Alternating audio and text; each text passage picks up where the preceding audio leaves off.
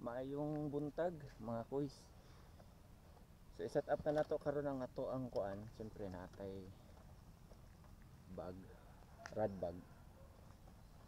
Napalit na ako ni sa Shopee. Barato ra ni. Para na sa mga 300 kapin. Ang atong setup day karon is light dimming ta. Kapong 732. Unya ato ang braided line, main line is C-Night nga 8LB. Leader line na to is Rikimaru 15LB. Siyempre nagamit ta og snap para pwede ta makailis-ilis og kuan, pwede ta makailis-ilis og lure dayon. So siyempre atong gamiton nga lure karon is micro jig na 7.5 na grams. Pakita na ko sa inyo mga kuys. So mao ni ato ang lure na gamiton mga kuys, no, micro jig na 7.5. Gamay lang siya pero it serves its purpose, no.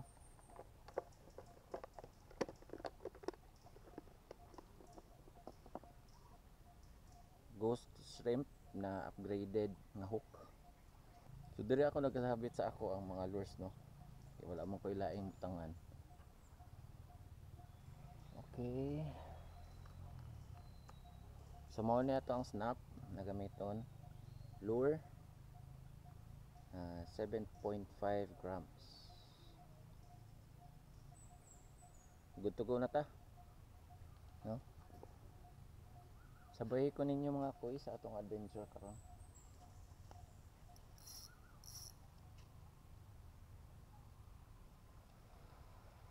Set up sa nato.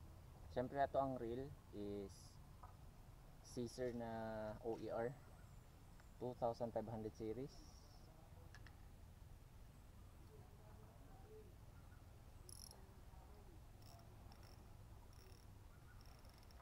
Yun. Ang set up na to mga koys. Tara, start ta. So medyo kan ang dagat mga koys, no. Lubog-lubog. Sinilas data. Kaya lusot kayo. Hait ang mga bato.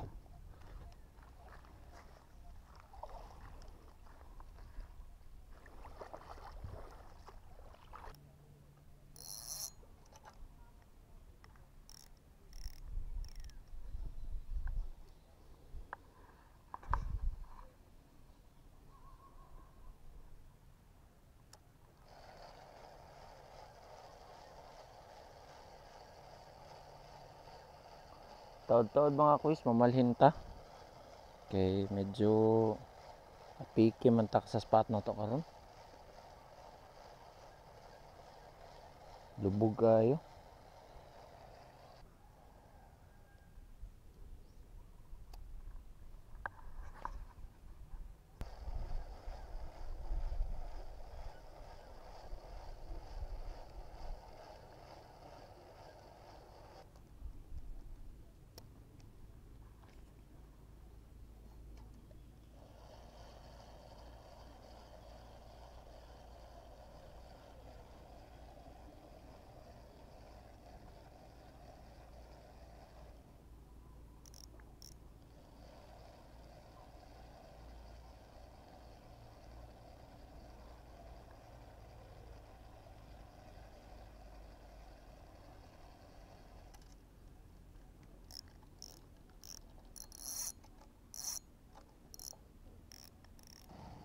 Manguli tag malinawon mga kuys.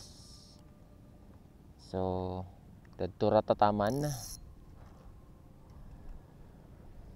And it was an experience actually.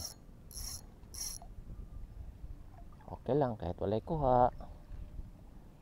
At least nag-enjoy ta, pawala sa laay. Kita ko gano mga koys. Starfish. Yung sinindot kayo sa mga koys. Karon nagbaktas na ko padulong sa gibutangan ako sa kaning red bag. Sumuli na tan mga koys. Sumo na ang area diri Unfortunately, wala man ta kakuha, pero okay lang. At least na-enjoy gihapon nako ang palibot. Na-enjoy nako ang kuan. Na-enjoy nako ang pag-fishing kahit walay kuha. So, mao lang to mga koys. Daghang salamat sa inyong pagsubaybay. So, pasensya na mga koys ha. Wala gyud ta kakuha. Pero sige lang. At least sunod kaloyan sa Ginoo. Basta hindi makakuha dayta. So, mao lang to. Baktas na ko pa uli mga koys. Mao ni ang dalan. So, daghang salamat sa pagdan-aw. Amping mo kanunay. God bless. Keep safe. Peace on.